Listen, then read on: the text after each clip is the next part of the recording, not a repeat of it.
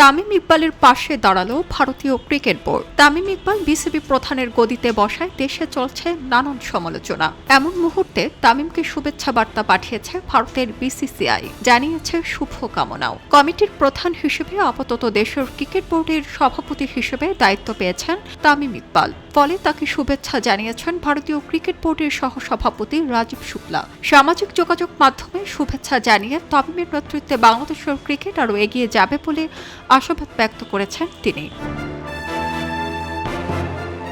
বিসিবির কমিটির এই পরিবর্তনকে ইতিবাচক হিসেবে দেখছে ভারতের ক্রিকেট বোর্ড। সামাজিক যোগাযোগ মাধ্যম এক্সে দেয়া এক বার্তায় তিনি লিখেছেন, বাংলাদেশ ক্রিকেট বোর্ডের সভাপতি হওয়ায় তামিম ইকবালকে অভিনন্দন।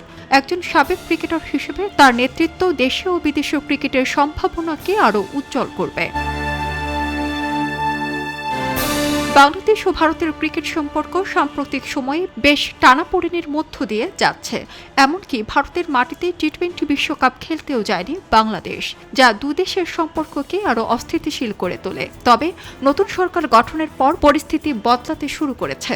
নতুন যুব ক্রীড়া প্রতিমন্ত্রী আমিনুল হক দায়িত্ব নেওয়ার পরই ভারতের সাথে সম্পর্ক উন্নয়নের ইঙ্গিত দেন তিনি। আর বাংলাদেশ ক্রিকেটের জন্য ভারতের ক্রিকেটের সাথে সুন্দর সম্পর্ক বজায় রাখা প্রয়োজন। তাই ভারতকে অভিমান ভুলে সম্পর্ক ঠিক করতে বিসিবি থেকে চিঠিও পাঠানো হয়েছিল, যার রূপ দেখা গেল ভারতের এই শুভেচ্ছা বার্তায়।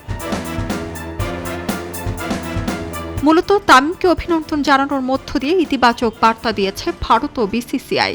ফলে দুই দেশের ক্রিকেট সম্পর্ক নতুন করে স্বাভাবিক হওয়ার সম্ভাবনাও তৈরি হয়েছে, যা ক্রিকেটের স্বার্থে প্রয়োজন। সারা জেরিন, খবরের কাগজ, স্পোর্টস। খবরের কাগজ, নিখাদ, নির্ভীক, নিরপেক্ষ।